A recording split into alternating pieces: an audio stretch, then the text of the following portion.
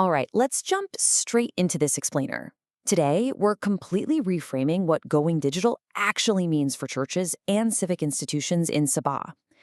We so often think of digitalization as just, I don't know, building a shiny new website or setting up online payments. But the blueprint we're unpacking today, it proposes something way bigger.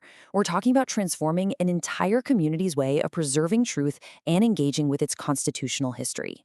So here's our roadmap for today. We've got 5 quick stops. Beyond just going digital, preserving Sabah's historical memory, putting data over political slogans, the digital watchman model, and finally, building the digital church. Let's get right to it.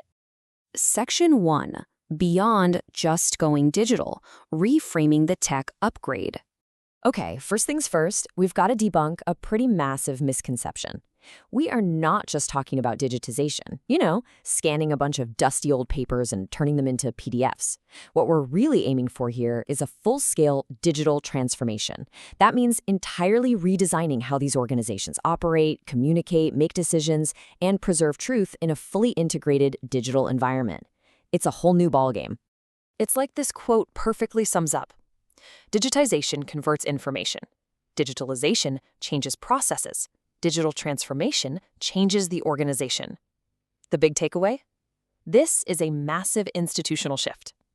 We're moving a fragmented community into a hyper-connected, super-efficient knowledge and accountability ecosystem. Moving on to Section 2, preserving Sabah's historical memory. Saving 50 years of history. Now, I want you to imagine literally 50 years of your community's foundational memories. We're looking at everything from indigenous Katazan, Dusun, Marut cultural materials to absolutely vital constitutional records like MA63 and the 20 points. Imagine all of that just decaying in a back room somewhere. Seriously, imagine the total irony of losing your foundational legal rights simply because, well, termites got to them first. No way we can let that happen. Because here's the harsh truth. Without preservation, 50 years of institutional memory will just disappear right alongside the generation that created it. That's why this explainer matters so much. If we don't act, this irreplaceable history vanishes. Going digital in this context, it's actually a profound act of stewardship before time completely runs out. So, what's the game plan? Enter the Sabah Christian Digital Knowledge Repository. It's designed to be this incredibly comprehensive digital archive to prevent historical amnesia regarding MA63, the 20 points, and local history. By building this, the church basically levels up from just a place of worship into a robust, empowering knowledge institution. Section 3. Data over political slogans. Researching MA63 and public finance. Okay, we hear a lot about Sabah's 40% revenue entitlement, right? Tied to Articles 112C, 112D, and the 10th Schedule. It's a highly emotional, politically charged topic. But what if a digital dashboard could turn that emotional slogan into cold, hard, verifiable, constitutional math?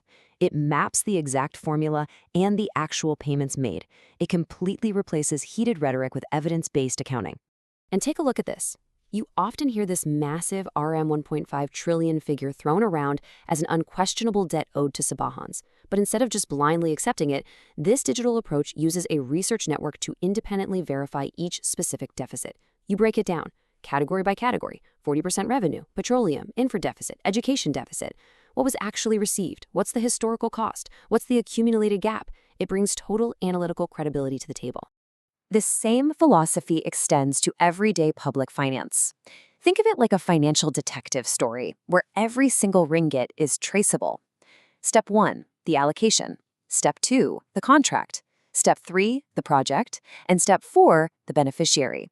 If 100 million ringgit is allocated, a database traces that exact money all the way down to the physical completion and the actual human beneficiary. It makes the entire chain totally visible. Now, this disciplined approach to data is absolutely essential when we're dealing with highly sensitive issues, like the Project IC Royal Commission of Inquiry. Right now, it's mostly social media rumor and repetition versus actual RCI evidence and verified findings. We absolutely have to replace chaotic viral rumors with grounded, documented evidence. And when we talk about documenting demographics, lawful citizens, documented foreign workers, undocumented migrants, refugees, stateless persons, we have to rely on impartial databases. Sorting these groups according to strict legal definitions promotes truth and justice, and it completely neutralizes the kind of ethnic hatred that thrives when people are just left in an information vacuum. Section 4. The Digital Watchman Model, a new behavioral paradigm. This is a real game changer for our daily lives. The modern habit is terrible, right? We hear a rumor, we instantly believe it, we forward it, and boom, it goes viral. The Digital Watchman model flips that entirely. It demands that we pause, we watch, verify, record the evidence, warn others, and then act responsibly. It's a complete shift in our digital ethics. But of course, none of this utopian vision works without rock-solid cybersecurity essentials. I'm talking password management, access controls, backups, encryption, two-factor authentication, audit trails, the whole shebang.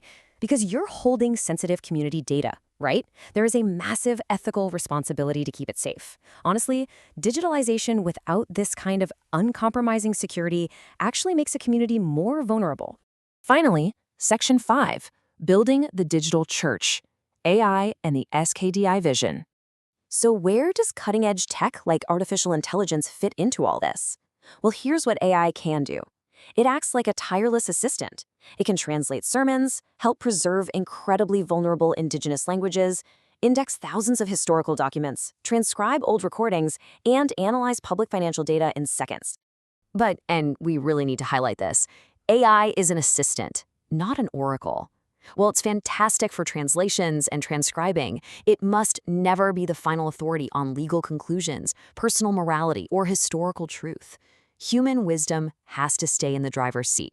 Actually, scratch that. Human wisdom and accountability must be the only things making those final calls. All of this culminates in the Saba Kingdom Digitalization Initiative, or SKDI. It's a grand vision featuring 5 master databases: Bible and Theology, Saba Christian and Indigenous Heritage, MA63 and the 20 Points, Saba Public Finance and Development, and Churches and Organizations. It's an interconnected network perfectly designed to equip a whole new generation of researchers and leaders.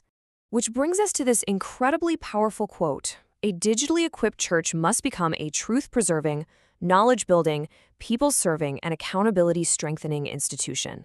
At the end of the day, it's not about partisan politics. It's about advocating for public ethics, good governance, and deeply responsible citizenship. So, I'm going to leave you with this provocative thought to ponder. A people who cannot access their history simply cannot effectively defend their constitutional future. If knowing your past is the absolute prerequisite to securing tomorrow, how will you step up? Are you ready to become a digital watchman? Thanks so much for joining me on this explainer, and I'll catch you next time.